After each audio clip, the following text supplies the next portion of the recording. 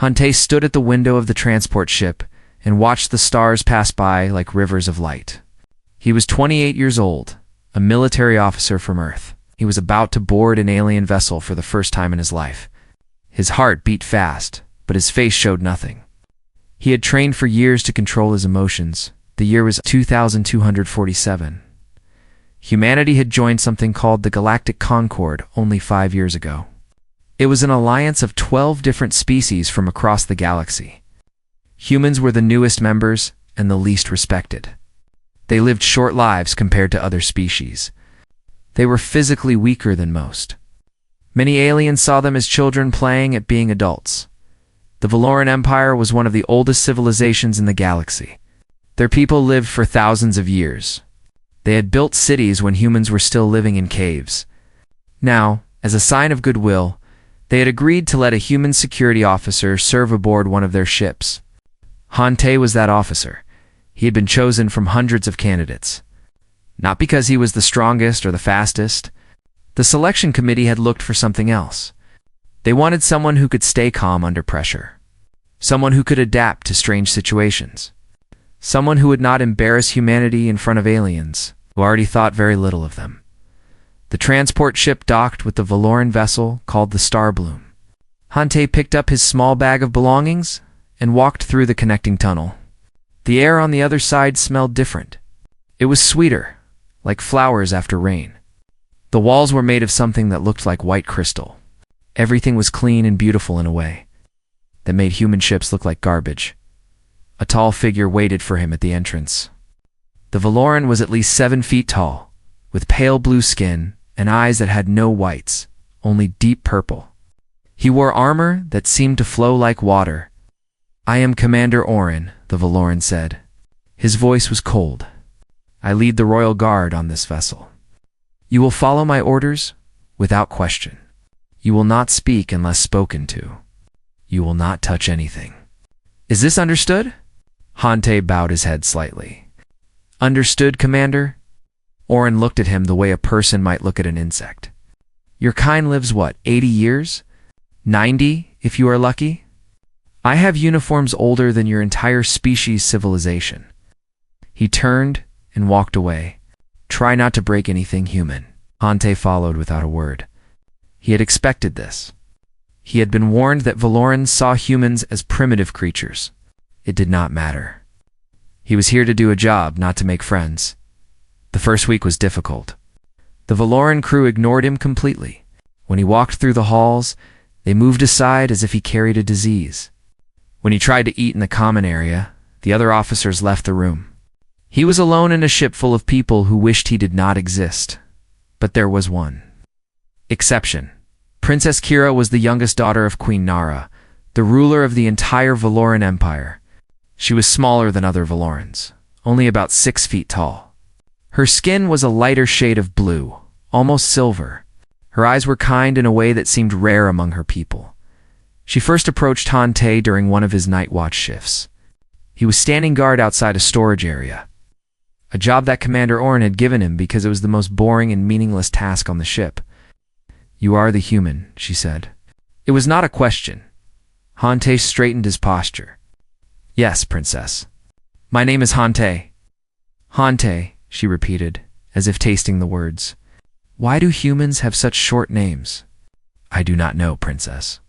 We have always had names like this." She tilted her head. "You speak very formally. Are all humans so serious?" "I am on duty, Princess. It would not be proper to speak casually." Akira smiled. It was a small smile, but it changed her entire face. "I like that. Most people speak to me casually because they want something from me. You speak formally because you respect your duty. That is different." From that night on, Kira visited Hante often. She asked him questions about Earth.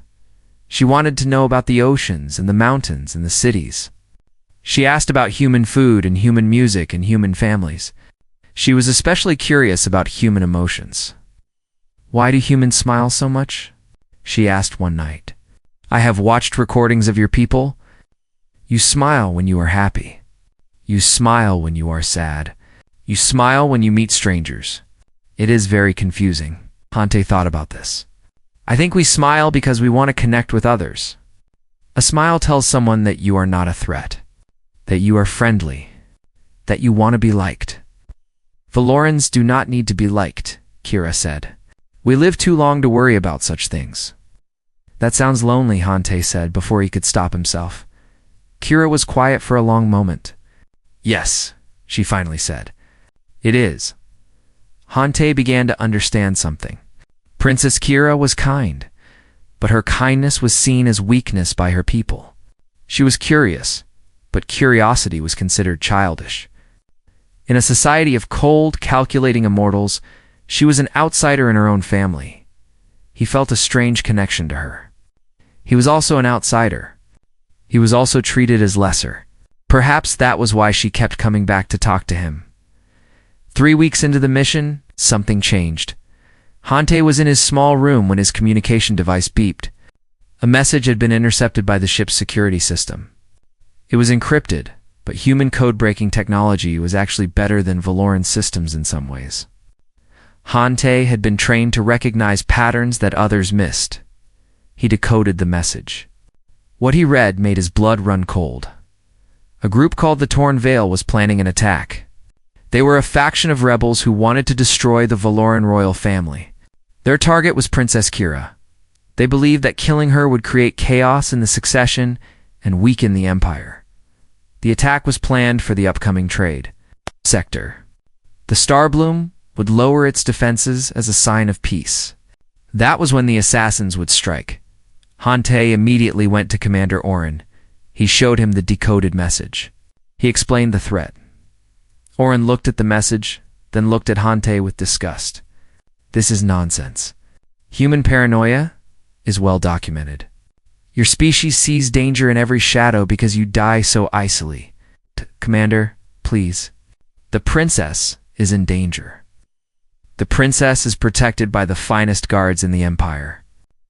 We do not need warnings from a creature who will be dead before my next birthday. Oren deleted the message. Return to your duties, human, and do not waste my time again. Hante walked away. His hands were shaking, but not from fear. From anger.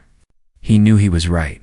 He knew something terrible was coming, and he knew that when it came, he would be ready. The Starbloom entered the neutral trade sector on a quiet evening. The ship's shields were lowered. The weapon systems were turned off. This was tradition. When Valoran vessels entered neutral space, they showed that they came in peace by making themselves vulnerable. Hante thought it was the stupidest thing he had ever seen. He stood in the corner of the grand hall where a formal banquet was being held. Hundreds of Valorans in beautiful clothes moved around the room. They laughed and talked and drank from crystal glasses. Princess Kira sat at the main table beside her mother's empty chair. Queen Nara was not on the ship. She ruled from Valora Prime and rarely traveled. Hante watched everything. His eyes moved from face to face, from door to door. He noticed the guards standing at their posts. He counted them. 12. That was fewer than usual. Many had been given the night off because they were in safe space. Nothing about this felt safe too, Hante. He noticed a server carrying a tray of drinks. The server's hands were trembling. Small movements, barely visible, but Hante saw them. He watched the server walk past Princess Kira's table. The server's eyes stayed on the princess for too long, Tay felt his stomach tighten. He looked at the guard rotation schedule in his mind. There should be 2 guards at the east entrance. He looked, there was only one. Where was the other? He walked to Commander Oren, who was standing near the main table, looking bored. Commander, Hante said quietly. Something is wrong. Oren did not even look at him. Go away, human. The guard rotation is incomplete. One of the servers is acting strangely. I believe the attack I warned you about is happening tonight. Oren looked at him. His purple eyes were filled with annoyance. I told you before. Your paranoia is not my concern. The Torn Veil would never dare attack a royal vessel. Now leave before I have you removed. Hante wanted to argue, but he knew it would do no good. He stepped back and returned to his corner. He did not take his eyes off Princess Kira. The hours passed. The banquet continued. Nothing happened. Hante began to wonder if he was wrong. Maybe Oren was right. Maybe he was just a paranoid human seeing danger where there was none. Then the lights went out. For 3 seconds. The grand hall was completely dark. Hante heard gasps and confused voices. Then the emergency lights came on, casting everything in a dim red glow. "Everyone remain calm," Commander Oren announced. "This is simply a power fluctuation. There is no cause for alarm." But Hante was already moving. He pushed through the crowd toward Princess Kira's table. His instincts were screaming at him. Power failures did not happen by accident on Valoran ships. Their technology was too advanced. He reached the table just as Princess Kira stood up. "What is happening?" she asked. "Princess, please come with me," Hante said. "We need to get you to a secure location." Before she could answer, the screaming started.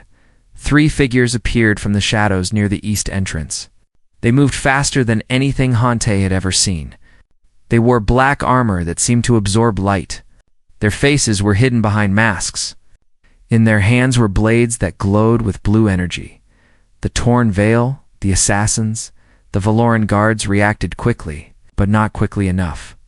The first guard raised his weapon. The assassin cut through him before he could fire. The second guard tried to fight with his hands.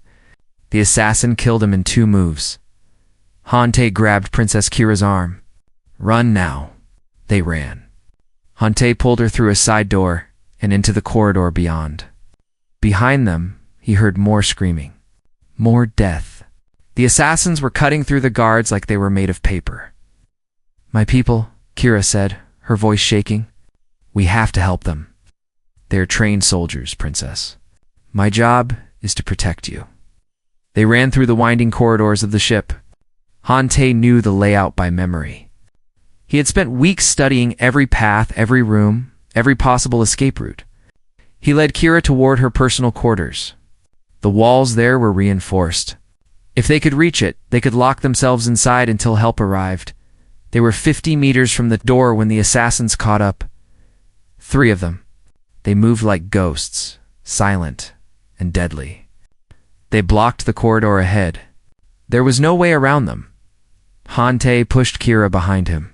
He reached for his weapon, a small energy pistol that the Valorans had allowed him to carry.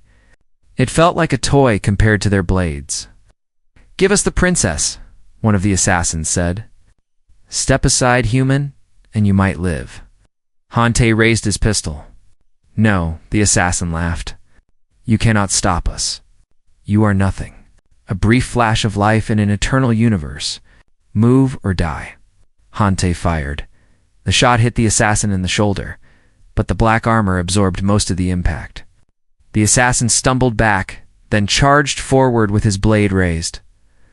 What happened next was something that Valorans would talk about for centuries. Hante did not run. He did not freeze. He moved toward the assassin, not away. This was something that Valorans did not understand. Their species was logical. When faced with a stronger enemy, the logical choice was retreat. But humans were not logical. Humans had something else. Something that made them dangerous. They had the ability to ignore their own survival. Tay ducked under the blade and drove his fist into the assassin's throat. The assassin choked and fell back. Hante grabbed the blade from his hand and turned to face the second assassin. This one was faster. The blade cut across Hante's shoulder, slicing deep into the muscle. Blood sprayed across the white crystal wall. The pain was incredibly unbearable. Hante screamed but did not stop moving. He drove the stolen blade into the second assassin's chest. The creature made a sound like breaking glass and collapsed. The third assassin shot him. A bolt of energy hit Hante in the side. He felt his ribs crack. He felt something inside him tear. He fell to his knees. The assassin walked toward him slowly. "Impressive, human. You lasted longer than expected. But this is over now." Hante looked up. Blood was dripping from his mouth. His vision was blurring. He could feel his body shutting down. But behind the assassin, he could see Princess Kira. She was pressed against the wall, her eyes wide with terror. She was counting on him. She had no one else. Hante stood up. The assassin actually stepped back. "What are you doing?" "You should be dead." "Not yet," Hante said. He threw himself at the assassin. They crashed to the ground together. The assassin was stronger, but Hante did not care about winning anymore. He only cared about stopping. He wrapped his arms around the assassin's neck and squeezed. The assassin hit him, clawed at him, tried to break free. Hante felt more bones crack. He felt his body breaking apart. He did not let go. Seconds passed, then minutes. The assassin's movements grew weaker, slower. Finally, he stopped completely. Hante released his grip and fell onto his back. The ceiling above him was spinning. He could hear Princess Kira crying. He could hear footsteps running toward them. Help was coming. Too late to matter, but coming. He turned his head and saw Kira kneeling beside him. Her silver hands were covered in his blood. She was saying something, but he could not hear the words anymore. He smiled at her. A real smile, not the formal expression he usually wore. "You're safe now," he whispered. Then everything went dark. Hante opened his eyes and saw light. Soft white light that did not hurt to look at. For a moment, he thought he was dead. He thought this was what humans called heaven. Then he felt the pain. It came from everywhere at once. His shoulder burned like fire. His side felt like someone had filled it with broken glass. Every breath was a struggle. Every heartbeat reminded him that he was still alive, even though his body seemed angry about it. He tried to move. His muscles refused to obey. He could only turn his head a few inches to the left. Princess Kira was sitting beside his bed. She looked terrible. Her silver skin was pale. Her purple eyes were red from crying. Her beautiful dress was wrinkled and stained with something dark. Blood. His blood. She had not changed her clothes in days. "You are awake," she said. Her voice was barely a whisper. Hante tried to speak, but his throat was too dry. Kira quickly brought a small device to his lips. Cool water flowed into his mouth. He swallowed gratefully. "How long?" He managed to ask. 3 days. The doctors said you would not survive the first night. Then they said you would not survive the second." She laughed, but it was not a happy sound. "They do not understand humans." Hante looked around the room. It was a medical bay, but not like any he had seen before. The walls were curved and smooth. Strange machines floated in the air around his bed, making soft humming sounds. Tubes connected his body to devices he could not identify. "The assassins?" he asked. "Dead. All 3 of them." "You killed them." Kira paused. "Our guards could not stop them. Our trained soldiers, who have protected my family for centuries, fell in seconds. But you stopped them. Human. A creature we thought was weak and primitive." Hante closed his eyes. He remembered the fight. He remembered the pain.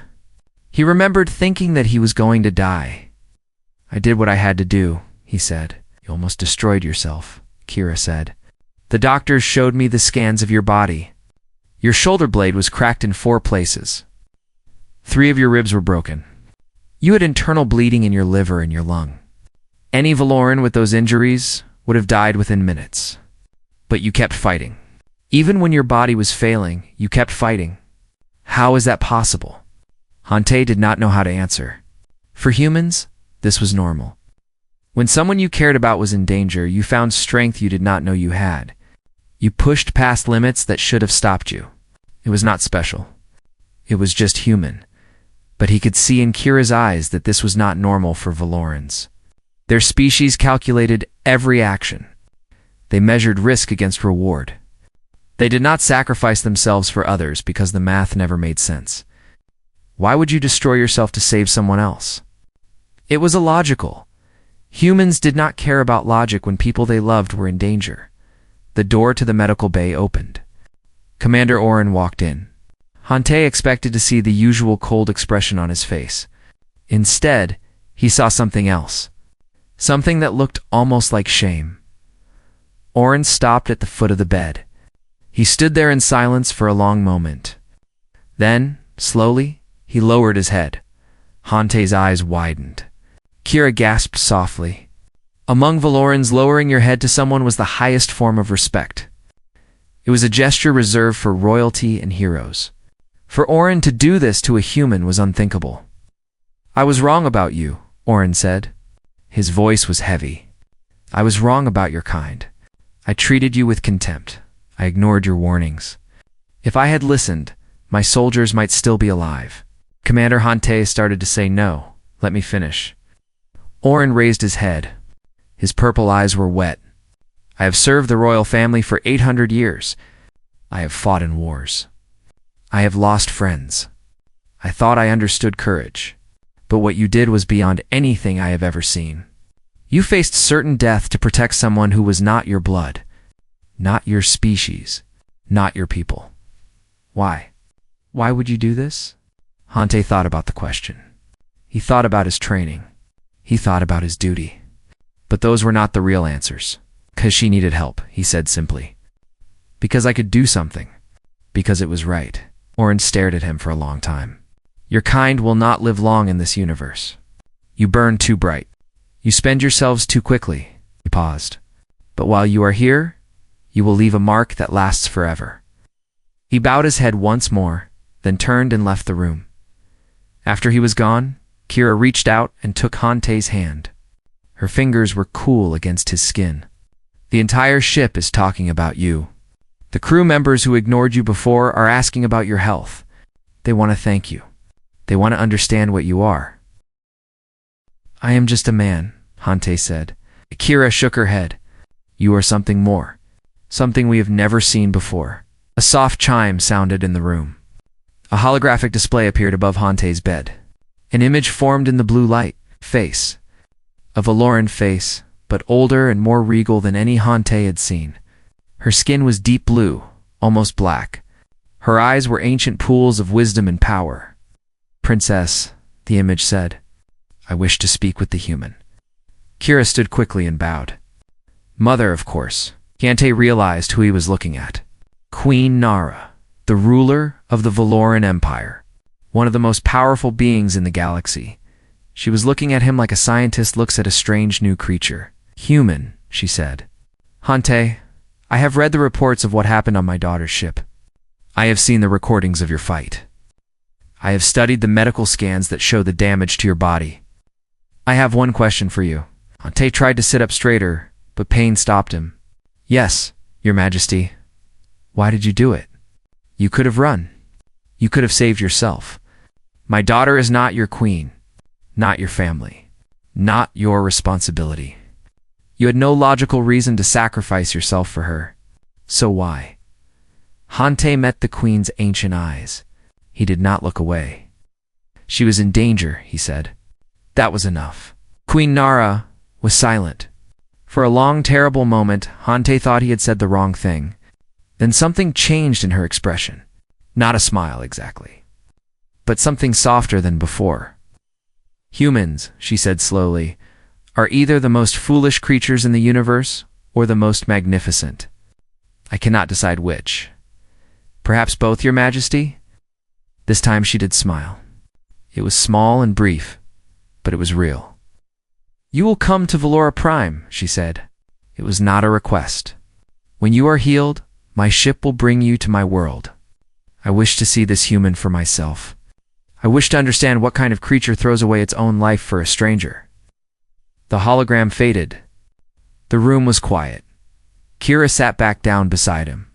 Her hand found his again. What does this mean? Hante asked. It means, Kira said softly, that everything is about to change. She was right. But neither of them knew just how much. Valora Prime was the most beautiful world Hante had ever seen. The ship descended through clouds of purple and gold. Below, he could see cities made of crystal towers that reached toward the sky like frozen flames. Rivers of silver water wound between mountains that glowed with inner light. Everything was perfect. Everything was ancient. This world had been civilized for 50,000 years. Humans had not even discovered fire when the Valorans were building these towers. Hante stood at the window and felt very small. His wounds had healed. mostly. The Valoran doctors had done their best, but human biology was strange to them. Some things they could fix. Others they could not. His shoulder would always hurt in cold weather. His ribs would ache when he breathed too deeply. But he was alive. That was more than anyone had expected. Princess Kira stood beside him. She had not left his side since he woke up. The ship's crew whispered about this. A princess of the Empire spending all her time with a human. It was strange. It was improper. It was wonderful. "Are you nervous?" she asked. Hante nodded. "Yes, very." "Good, you should be. My mother does not invite people to court without reason. She wants something from you. I do not know what." The ship landed in a courtyard surrounded by walls of white stone. Valoran guards in golden armor stood at attention. They were each over 7 feet tall. They carried weapons that Hante could not identify. They watched him with expressions he could not read. He was led through corridors wider than Earth highways. The ceilings were so high, they disappeared into shadow. Paintings covered the walls, showing scenes from Valoran history. Wars, celebrations, the rise and fall of civilizations. Humans appeared in none of them. Why would they? To the Valorans, humanity was a baby species that had just learned to walk. The throne room was the largest space Hante had ever seen. It could have held a small city. Hundreds of Valorans stood along the walls, dressed in clothes that cost more than Hante would earn in a lifetime. They were nobles, advisors, generals, and scholars.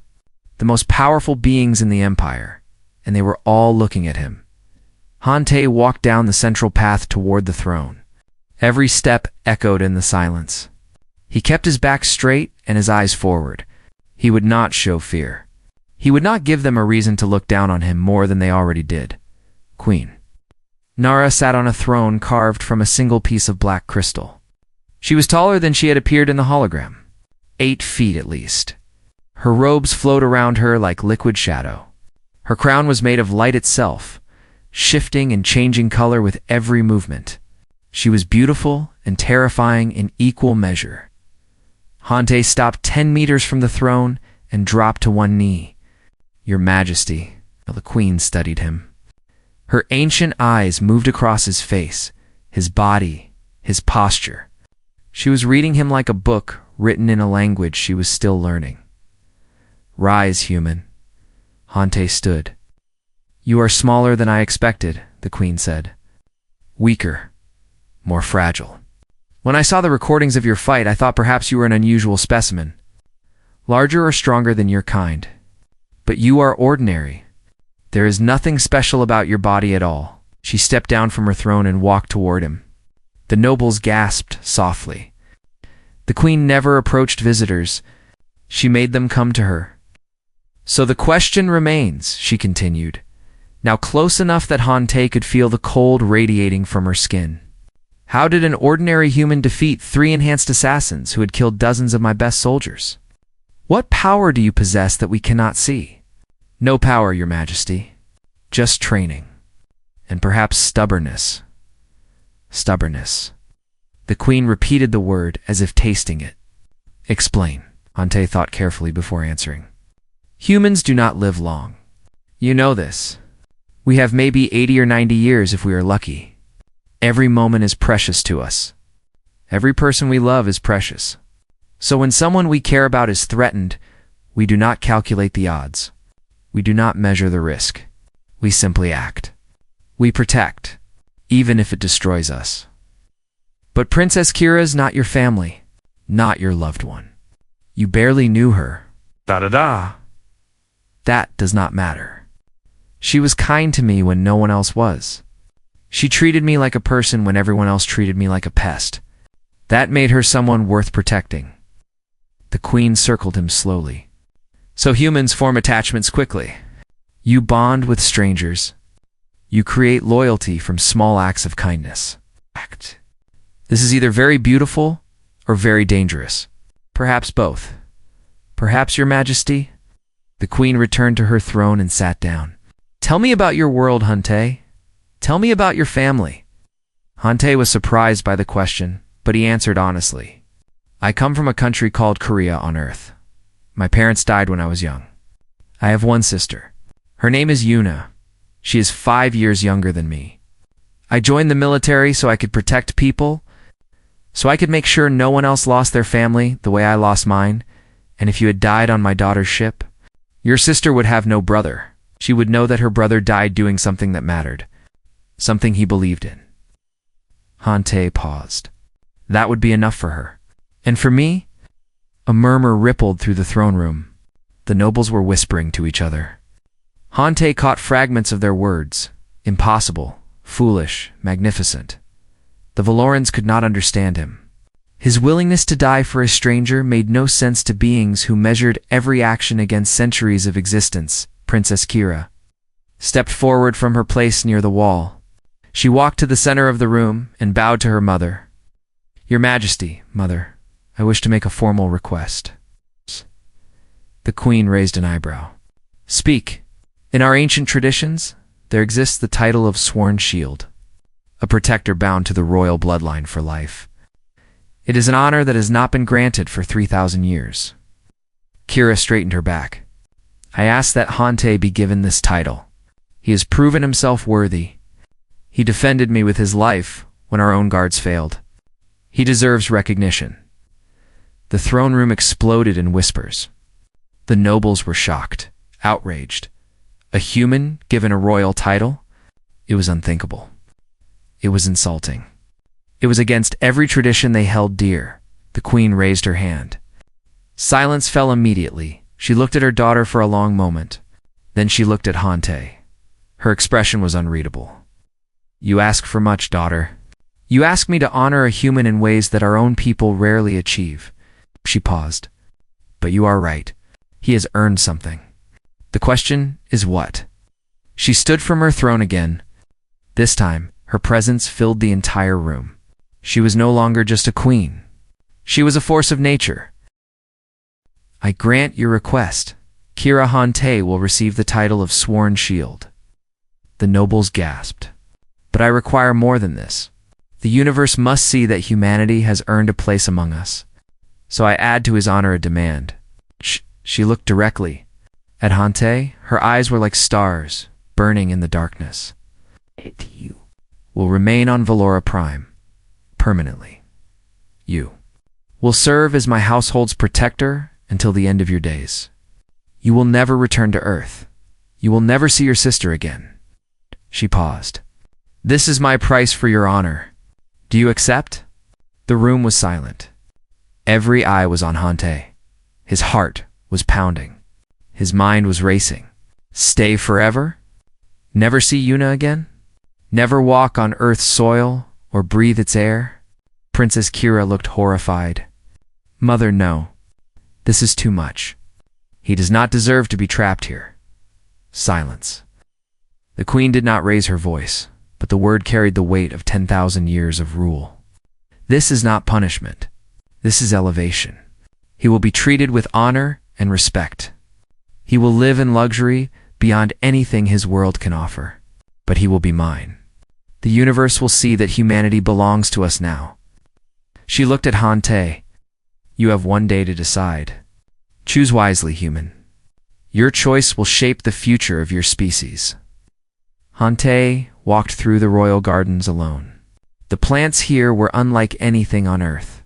Flowers that glowed with soft blue light, trees with leaves that sang when the wind touched them. Pools of water so clear that he could see all the way to the bottom, where strange creatures moved in patterns that looked almost like dancing. It was beautiful. It was peaceful. It felt like a prison. He had one day to decide the rest of his life. Stay on Valora Prime forever and become a symbol of human worth. Or refuse the Queen's demand and risk destroying everything humanity had worked for in the Galactic Concord. He sat on a bench made of white stone and put his head in his hands. Yuna, his little sister. She was 23 now, working as a teacher in Seoul. She had cried when he left for the Valoran mission. She had made him promise to come back. He had promised without hesitation, because he believed he would keep that promise. Now, he might never see her again. The sound of footsteps made him look up. Princess Kira walked toward him through the glowing flowers. Her face was full of guilt and sadness. "I am sorry," she said, sitting beside him. "This is my fault. I asked for the title. I did not know my mother would add such conditions. It is not your fault. You were trying to honor me, and instead I trapped you." Kira looked at the garden around them. "My mother is not cruel. She simply thinks in terms of centuries, not years. To her, keeping you here for a few decades is nothing, a small price for a great reward. She does not understand what she is asking you to give up." Hante was quiet for a moment. "What happens if I refuse?" Kira hesitated. "It would be seen as an insult, a rejection of Valoran generosity. The nobles would use it as proof that humans cannot be trusted, that we should not have let your kind into the Concord." She paused. "It could set your species back generations. Maybe forever." Honte laughed bitterly. "So my choices are to sacrifice myself or to sacrifice my people. Very generous. Could speak to my mother. I could try to change her mind." "No." Honte shook his head. "You have already risked too much for me. Your standing in the court, your relationship with your mother, I will not ask you to risk more." He stood and walked to the edge of a pool. His reflection looked back at him from the water. He looked tired, old, like a man carrying a weight too heavy for his shoulders. A soft chime sounded from his pocket. He pulled out his communication device. A message was waiting. From Captain Yunde, his commanding officer back on the human vessel Horizon. He opened the message. "Hante," the captain's voice said, "I heard about the Queen's offer, or demand, whatever you want to call it. I cannot tell you what to do. This has to be your choice. But I want you to know something. What you did on that ship has already changed how the galaxy sees us. Before you, we were the primitive newcomers, the short-lived creatures who barely mattered, but you showed them something different. You showed them that humans are willing to die for what they believe in. You showed them that we have something they do not understand, something powerful." The captain paused. "Whatever you decide, you have already made us proud. You have already earned your place in history. The rest is up to you." The message ended. Hante stared at the device in his hand. He thought about what the captain had said. He thought about what it meant to be human. He thought about the look on Commander Oren's face when he bowed his head. He thought about the whispers of the nobles in the throne room. He thought about Yuna, about her smile, about the way she used to follow him around when they were children, about the last thing she said to him before he left. "Come back to me. That is all I ask." A tear rolled down his cheek. He wiped it away and turned to Kira. "I have made my decision." The next morning, Hante stood before Queen Nara in the throne room. The same nobles filled the walls. The same tension filled the air.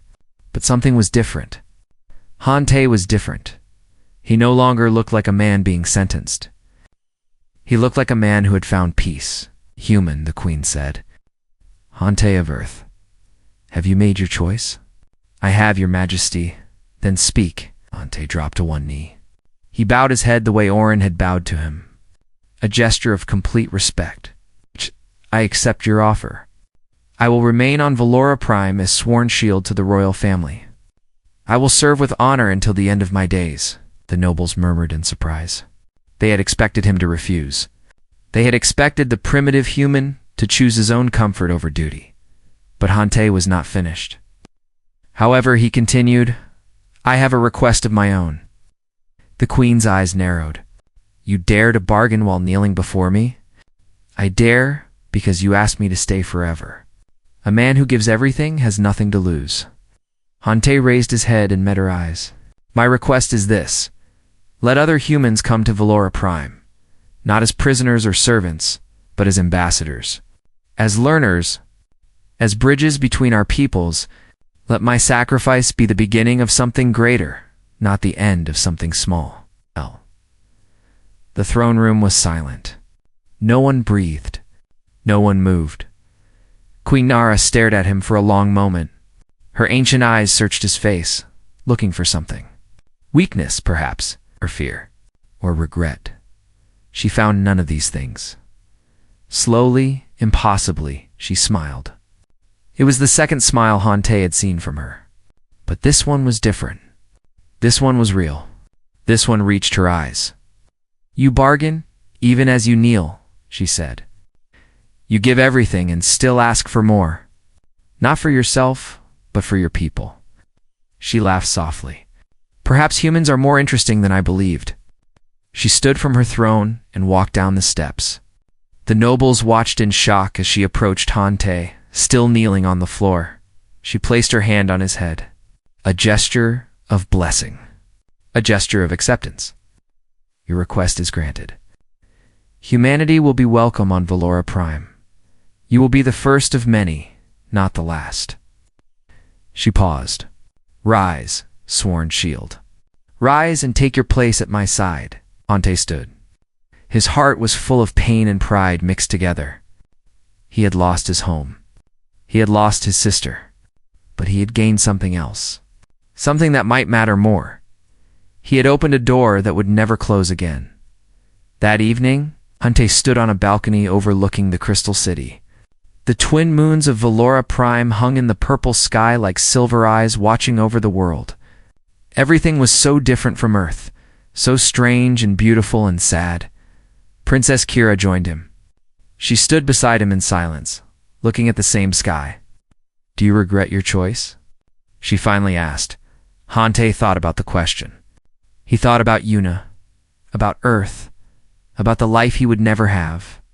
Then he thought about the future. About human children studying in Valoran schools. About human scientists working beside Valoran researchers. About two species learning from each other, growing together, becoming something neither could become alone. "I found something worth protecting," he said. "That is enough for me." Kira reached out and took his hand. Her fingers were cool and smooth against his warm skin. They stood together in silence, watching the moons rise higher in the alien sky. Somewhere across the galaxy, humanity had just taken its first true step among the stars.